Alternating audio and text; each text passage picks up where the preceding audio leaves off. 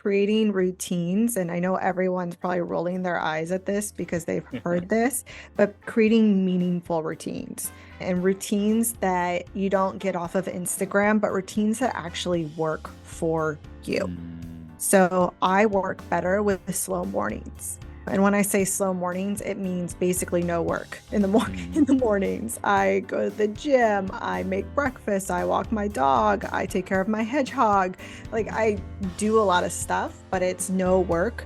And that gives me the time to get my creative juices flowing so that I can dive straight into work as soon as I get to the office.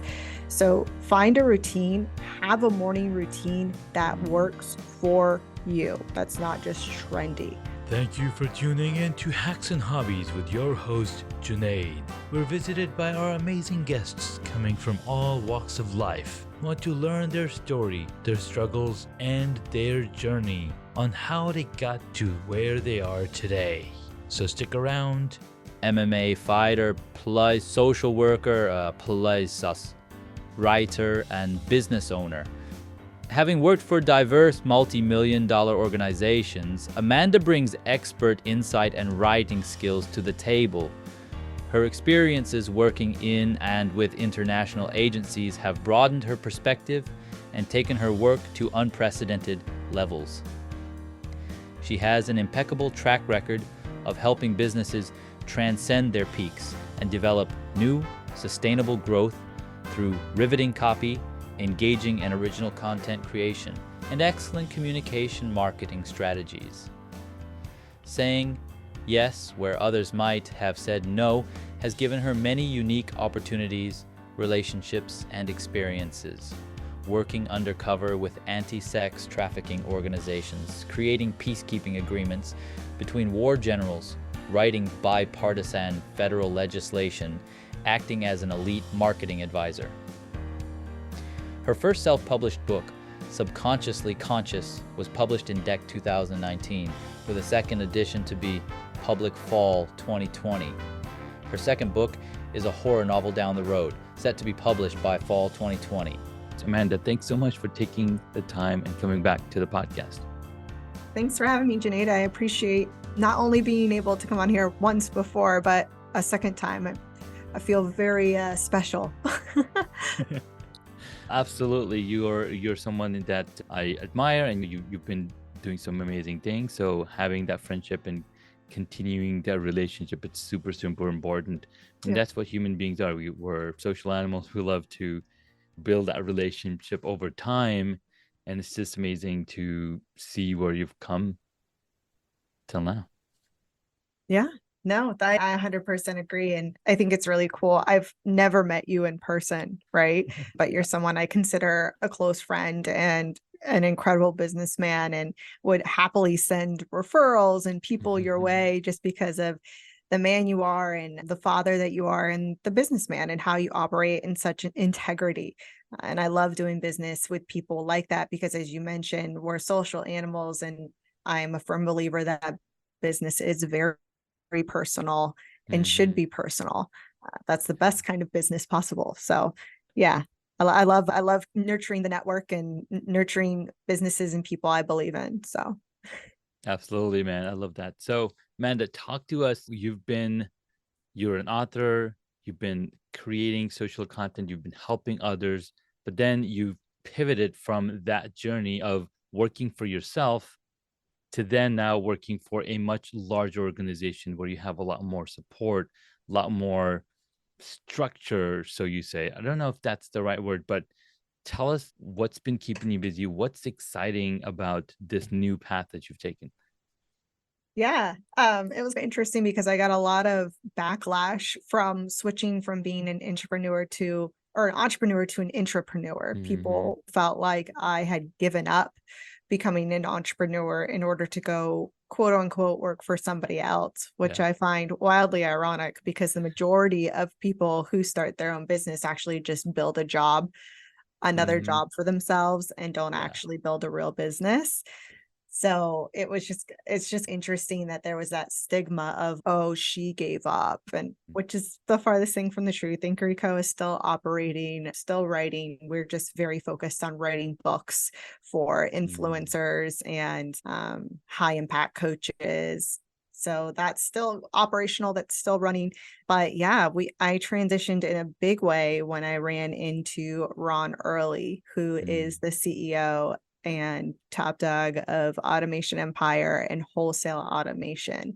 And we just hit it off. And when I started talking to him, I realized that he had built an organization, a company culture that I was trying to build. And he was about 5 years ahead of me of where mhm. I wanted to be. So it Yeah. was a very strategic move, which accelerated me into my goals and propelled me, Mhm.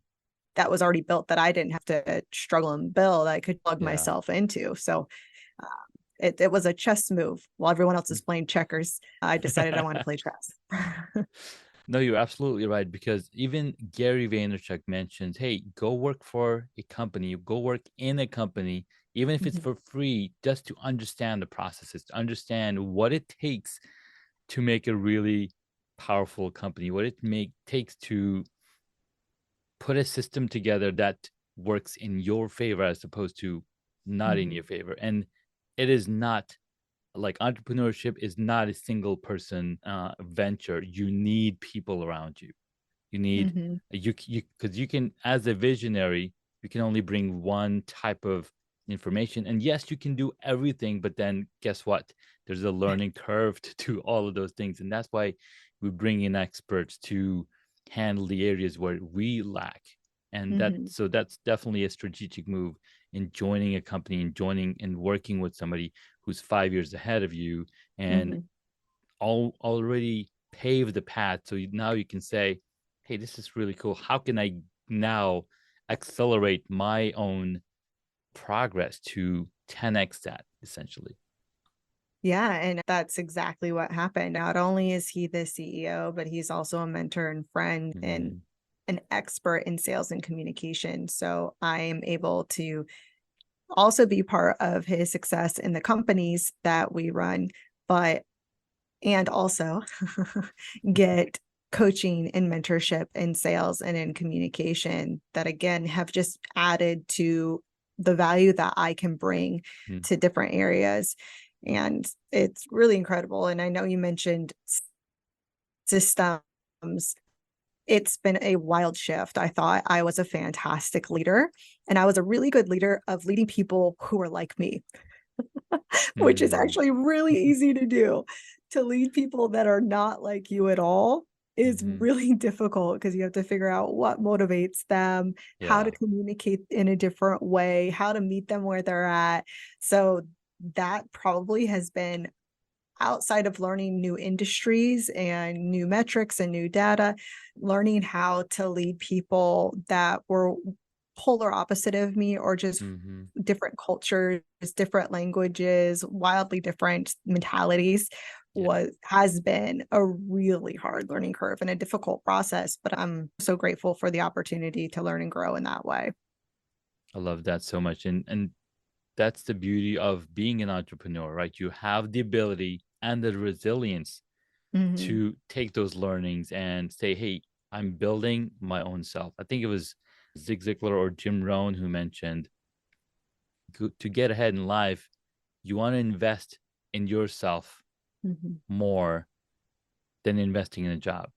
Yeah. Yes, you can invest in a job and get ahead, but what if you invest in yourself and level up your mindset, you're able Mhm. to make fortunes. And I think that's what you're doing through this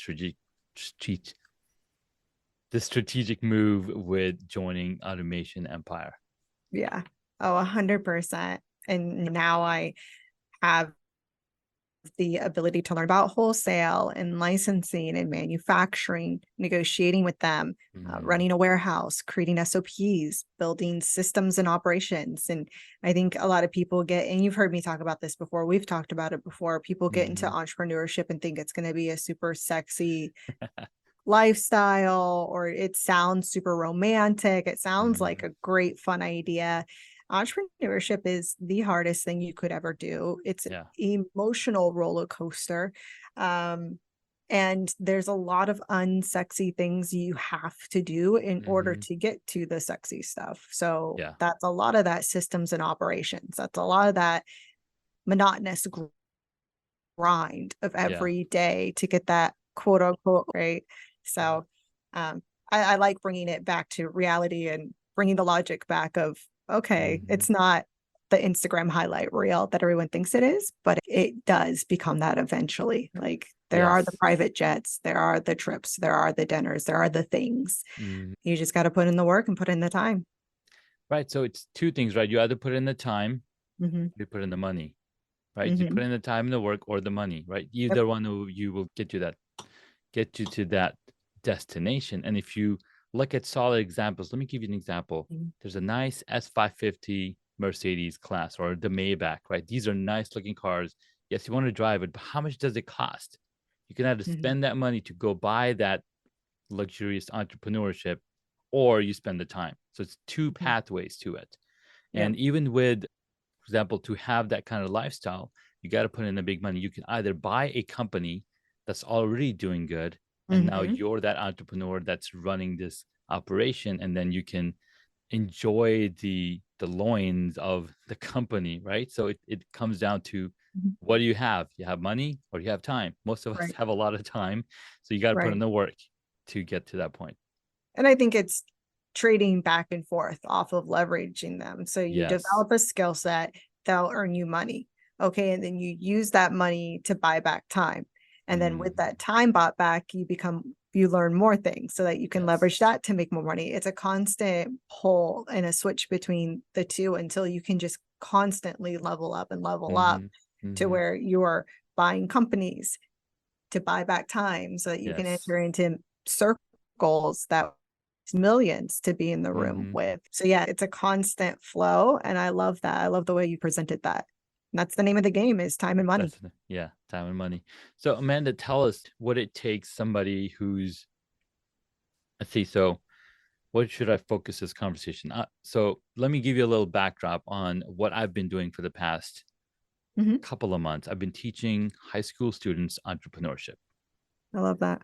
right? So I'm teaching them what it takes to come up with an idea, Hmm.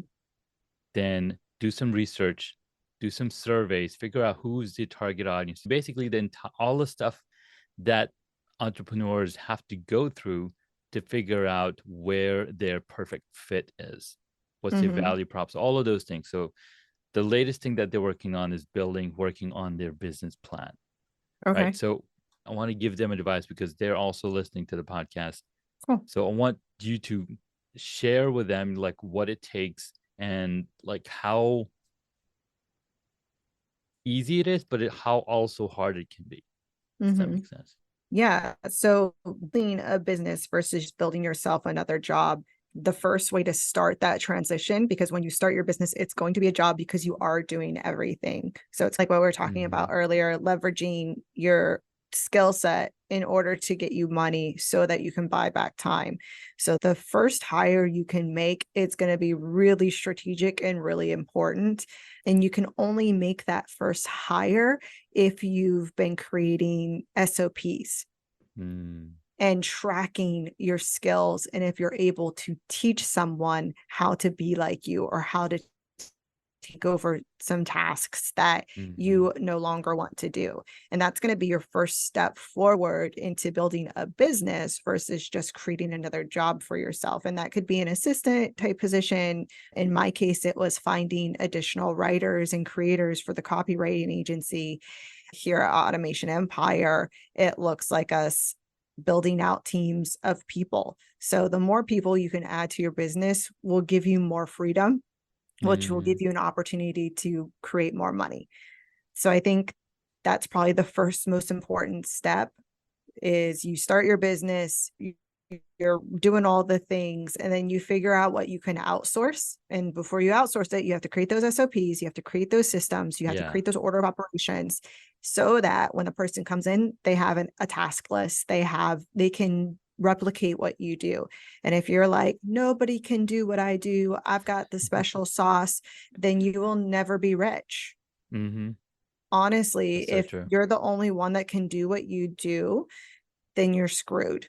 You will Mm-hmm. never have a business. You will be a freelancer for the rest of your life. And that's fine. Some people like Yeah. that and do that. But if you actually desire to build an empire, a franchise, a company, then you're going to have to replicate at least parts of yourself. Mm-hmm. And that's the most important thing I could ever stress Yeah. is doing those SOPs and replicating yourself as much as possible. Now, for those who haven't heard of what an SOP stands for, A system operating procedure, right? What is it called? It's an order of operations. It's it's literally about, yeah. Yeah. yeah.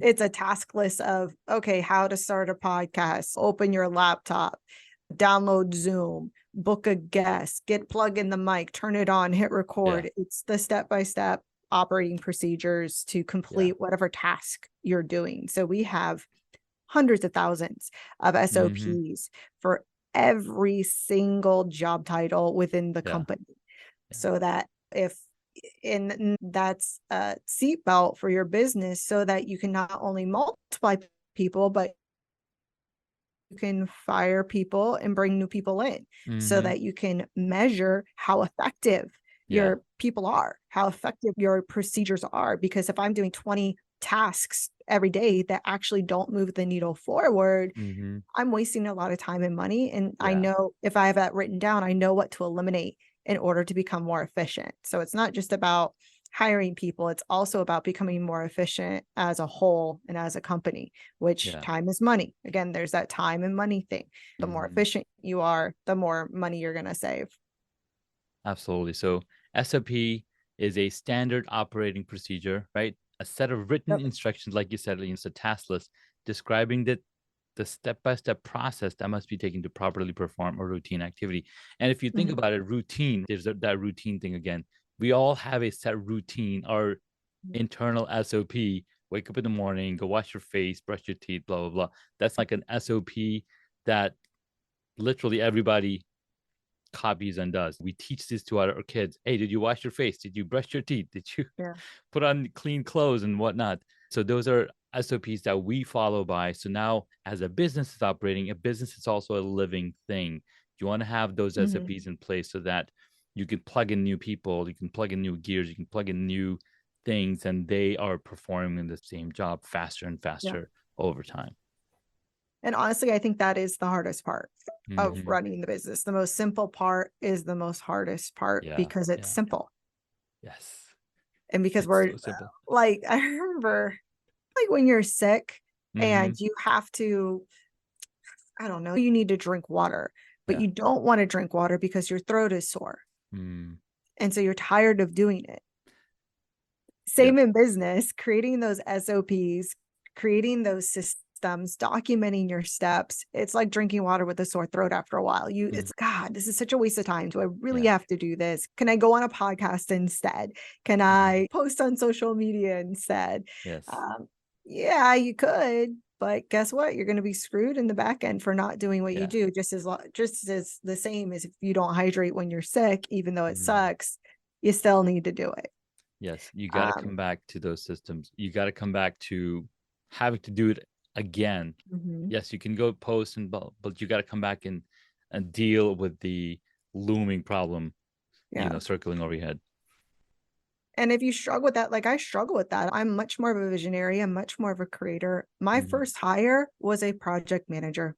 She would sit down and she would force me to follow those SOPs. And she would force me because I would get an idea in the middle of the night and want to launch a course and write it all out in the middle of the night and would wake Yeah. up the next morning and be like, Nicole, I'm going to launch this course this morning. She's no, you're not, because that's not how we do things. And it won't be as successful if we do not Mm. follow this SOP, if we do not follow the systems, if we do not follow the task list. It's not, there's going to be loopholes, things are going to crash and burn. And Yeah. we can do that.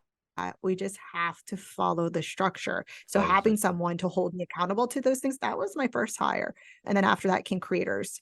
But she helped double my business just Mhm. because she was present and keeping me on task. Yeah. Dude, I love that idea. I love that so much because it's almost like when I think it's like Iron Man 2 and Tony Stark wants to do all these things, but then Pepper Potts comes, but we gotta do this, you gotta do this. And he's like, you know Mhm. what? You're the CEO. You run everything, and Yep. I'll be doing what I can't be a CEO. No, I so she assigns her because she was already doing all the operations. She's Yep. already making sure that Tony's in certain places, he's managing things because you need that person also. And Yeah. some of the things that I've mentioned, I basically had the students create two lists: a list of entrepreneurs and a list of CEOs of big companies. They couldn't come up with the names for the CEOs of big companies Yep. because they're not visionaries. They are visionaries, but they're not as illuminated as like Elon Musk or Bill Gates or Steve Exactly. Jobs and stuff like that. When you look at this list of Sundar Pichai from Google and Satya Nadella from Microsoft, they are Yep. pivotal and they climbed the ladder because they hmm knew systems. They were able to execute and climb, and they're both very viable paths. Yes. Yeah. It's just about, do you need to be the face of the company, or are Mm-hmm. you a really good operational person? Yeah. And honestly, that's what it came down to with Inquiry Co. is I was a really good face of the business. I could Mm-hmm. sell, I could do podcast interviews, I can speak, I can come up with the ideas. I Yeah. sauce and sprinkle that on stuff. But as far as the CEO, the making the train actually run, Nicole was that person. And so when I Yeah. came into Automation Empire and wholesale automation, that was very clear that I was Mm-hmm. not meant to be the face of things, but to make sure this engine stayed running and keep Mm-hmm. everyone on task and keep everyone healthy and happy and operating. They call my office home base. And at the Nice. end of the day, the majority of the guys end up being in here and us kind of just decompressing and recapping the day and figuring Mm, out what needs to happen tomorrow. And I think that understanding that is a powerful and very valuable position, even if it's not as visible, yeah. is very important. And it's a great position for introverts. I'm definitely more of an introvert. I'm a learned extrovert. And so it's a great position for me to operate in. That's an interesting thing to say because I think I was an introvert and I've Mhm. become an extrovert over time. Yeah. But again, it's a switch that I can turn on and off. I love working alone. I love building things and creating things. But then when it times come, like going in front of 20 students and speaking, Yeah. that's tough. And these are high schoolers, like they're talking They're amongst brutal. each other or they're crazy. So I'm just holding my comment and having four kids train me to how to speak with kids, but these are teenagers, these are much older teenagers. So it's a new Yeah. experience that I'm putting myself through so I can be a better speaker when it comes Right. time for me to come and speak on stage. You are brave. I remember I had to go into a juvenile detention center Mm-hmm. and Mm-hmm. teach kids in juvie some stuff. And whoa, I would rather speak in front 30,000 people in an Mm-hmm. auditorium than go into that classroom with Yeah. those 15 boys because they were brutal, man. But it definitely, if you ever want to learn how to public speak, Yeah. do it in front of kids because they will let you know how good or how terrible you are, and they Yeah. will troll you and they will grill you, man. Yep, yep. It's been a pretty fun journey. It's been what 2 months already, and Wow. I can't believe where the time went. 2 days a week, and I adore, and I can see where everybody's mindset is also because as they grow and as homework that they get done and assignments that they're assigned, I can Mhm. see okay who's going to be in which position in the future, Right. like in companies and running companies. That's It's pretty really cool. it's really cool to see that growth. When Yeah. you mentioned about going on stage at this juvenile facility, it reminded me of, I think 20 years ago, we had visited this correctional facility and they told me to go up there and recite the Quran. So I'm dressed in this garb and I'm like going up there and I'm talking and I'm just speaking and there's like probably 50 or 100 people in this stage and I'm like just reciting the Quran. I'm looking over, I'm like, I don't know what to say. So I'm just gonna recite and then read the translation and just walk off. Hmm. Because most people, when you go out there, you're engaging the audience, you're Right. talking, and it's almost like I had totally forgotten about that experience till you mentioned this. It's Sorry pretty to bring interesting. back such a terrifying experience. I did not mean to traumatize you. No, it was a good experience. And it's almost like a stepping stone into where you want to be, because some things that we did in the past almost become a foundation on where you're going to go next, or Oh, where you want thousand want to go, percent. right? That's why the other day I was talking to another business owner and he was like doing social work and then copywriting and now running two multi-million-dollar organizations. Like Mm-hmm. those are really wildly different. And I'm like, Mm-hmm. actually, they're not at They're all, not. because the constant underlying theme is communications and sales and Mm, negotiation. And communication is the root of all that, is the most valuable skill yeah. that you can invest in, the most valuable skill. And it can be used and will elevate you in literally any career path you take. And it'll make you so much money if Yes. you understand how to communicate and how to communicate differently, the psychology behind it, how to listen, and how to get people to do what you want, essentially. And there's the golden nugget right there. How to communicate and get people to do what you want. Right. Mhm. I think there's several books written on that as well. Oh, yeah. No, But my favorite is probably Closer by Ron mm, Early, because he breaks it down in such a practical and applicable way. mhm, Uh, and they're very deep subjects that he's tapping into. He's tapping into neurolinguistics. yeah. He's tapping into tonality, all these different things, but he's breaking it down in a very simplistic way that people can read a chapter and literally apply it to their communication and accelerate where they're at almost immediately. So that would be my go-to and favorite book about it. Nice. That's really cool. I'll definitely look up Closer by Ron Early. The most effective sales strategies to date, the importance of communication, overall mitigating the risk of losing. Ooh, I like that. This is cool. Mhm. All right. So we've talked about entrepreneurship. We've talked about what it takes to be an entrepreneur, building systems, having the tenacity to learning new things and continually growing your mindset. Because I think the first thing that we talked about was the entrepreneurial mindset, growth Mhm. mindset versus fixed mindset. You can't really do a whole lot with that fixed mindset. If you have Mm. that growth mindset, you can move mountains, essentially. Yeah. So as we move forward, what are some of the things that you're looking forward to in your entrepreneurial journey, in your here supporting the companies that you're working with? Like do you look where do you look for where do you see yourself in the next 5 years? I see myself as a billionaire, and I see myself operating, at least three more companies Mm, underneath the ones we currently have. So I own equity in all of these companies. I'm full owner of Ingreco, mm-hmm, but I own equity also in Automation Empire and Wholesale. And we have about three other three other mm-hmm, businesses that we're already starting to develop and consider launching. So at least three more companies, a couple of Amazon stores for sure. And the mm-hmm. whole goal of this is to build a legacy and to leave an Yeah, impact.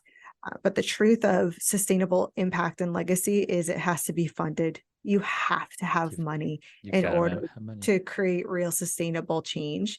And so the goal is to get super wealthy, which will happen, which is happening, in order to inject funding into places that are needed. So whether that's Mm, into young entrepreneurs like the ones you're teaching, and give them the capital startup that they need to start up their companies, yeah. so that we can build and grow different people and build and grow different ideas and skill sets, investing in legislation, influencing the economy of my hometown, helping Mm, others, donating. This is what it's all about. I yeah. don't know, very few entrepreneurs actually get into it for the money, because God, No. it's the most risky investment. It's insanely risky. Most businesses fail within the first couple of years and you're Yeah. left with nothing.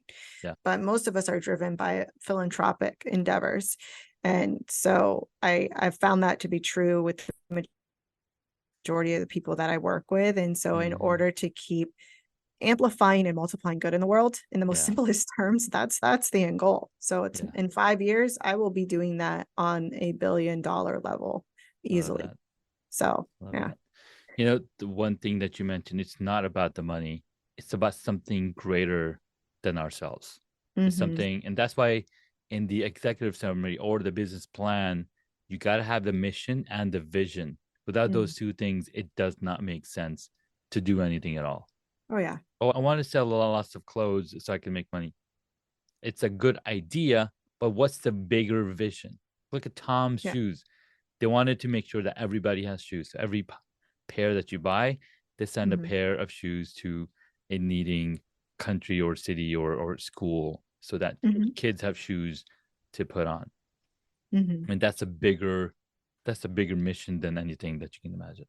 And why it works as a business model is because you're tapping into dopamine, serotonin, and oxytocin, which Mm, if you're trying to do low ticket, cheap sales, then you can leverage negative emotions like fear, FOMO, scarcity mindset. You can leverage those things. But if you're yeah, wanting to sell high ticket items and actually create sustainable success, you need to release positive emotions. So when mm, people buy Toms, yes, they get a pair of interesting looking shoes, but they also get a hit of dopamine, serotonin, and oxytocin because they're doing something good and they're part of something bigger. So yeah, not only is it impactful in the community, it's a very good sales tactic. It's a yeah, very good business model. It just yeah, makes sense on all levels. Doing good makes sense on all levels.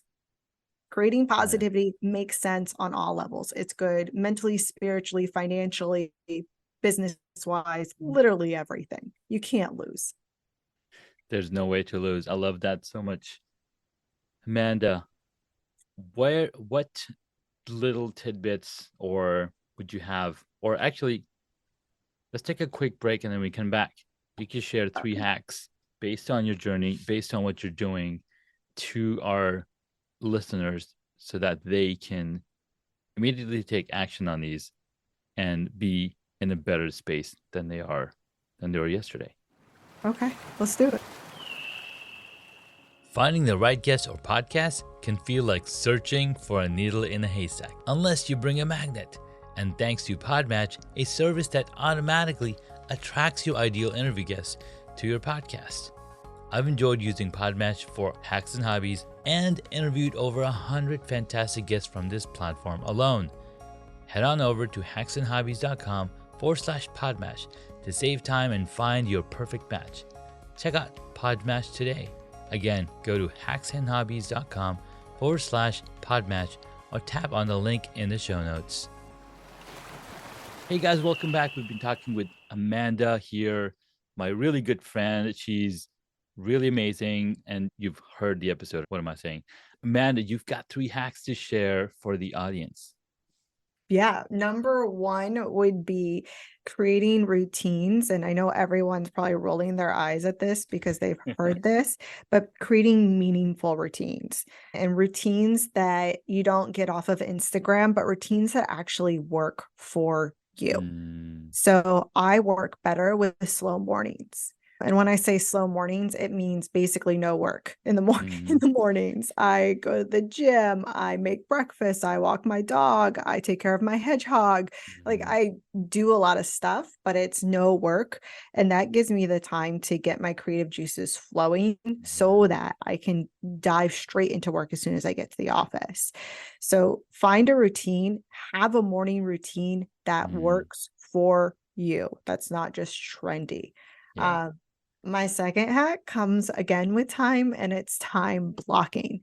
So making sure that you are blocking things on your calendar. Google Calendar is super easy to do this. Color code things so you can see how much time you're spending towards meetings versus money generating activities versus networking. And in a quick glance, you can see if you do this in a similar fashion, you could just Google ways to do this.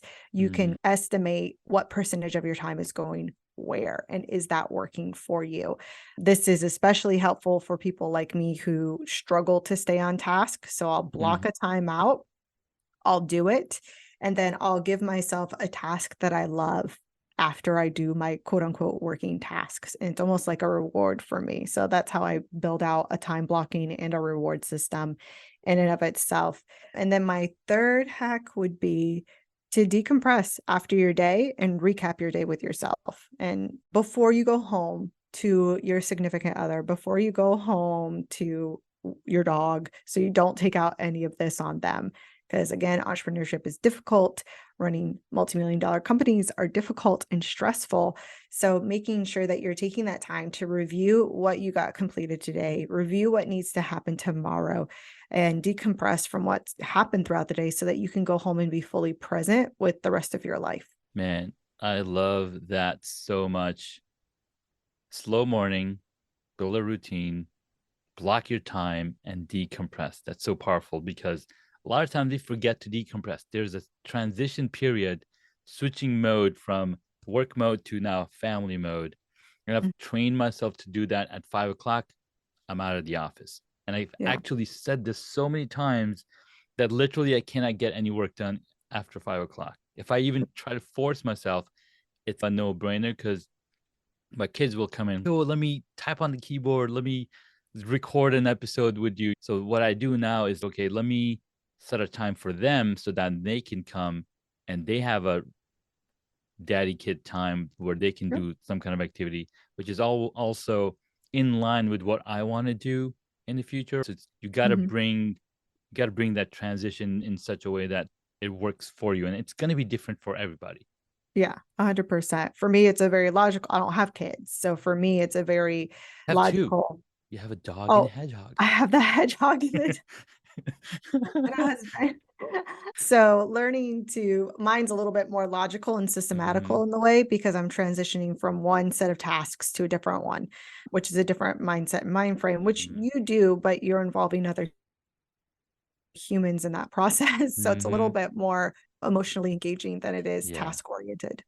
Yes, you're right. You're right. The other thing that I wanted to touch on was, right, so when you Mentality. do the transition, it's almost like you're setting yourself up for success, right? When you Yeah. do the decompression, when you do the decompression, you set yourself for success, and then you're more present and ever aware of your surroundings, and your significant other is Mhm. more connected with you. So that's super important because you want to have that. I don't want to call it a work-life balance. I want to call it a whole life system where you are fully who you Yeah. are. It's almost like you've taken out the glasses.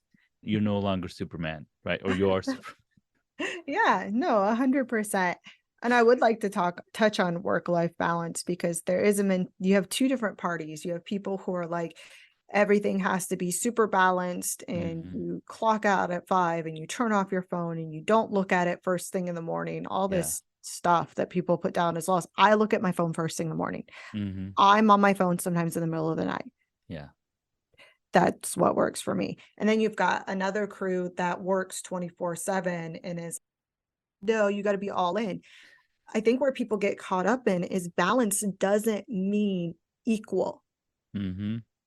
Balance Hmm. just means balance. And Yeah. if just because an object is big or just because something takes up the majority of my time doesn't mean it weighs more or it equals more than something else. Yeah. Like balance isn't about equality, balance is about balance and about value.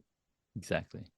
Exactly. So I when we love talk that. about work-life balance, we're not talking about very astringent or conf intense confines or laws or rules. We're Right. talking about where you want to put your energy in such a way that it brings stability and peace to your life. Amen. I love that. Thank you so much, Amanda. So the thing that I just remembered about was routines. It's not easy to set up routines. It's very hard, right? So that's what you said.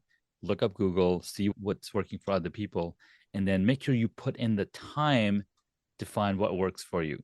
Mhm. This past summer, we asked our son, create a routine for yourself so that you follow.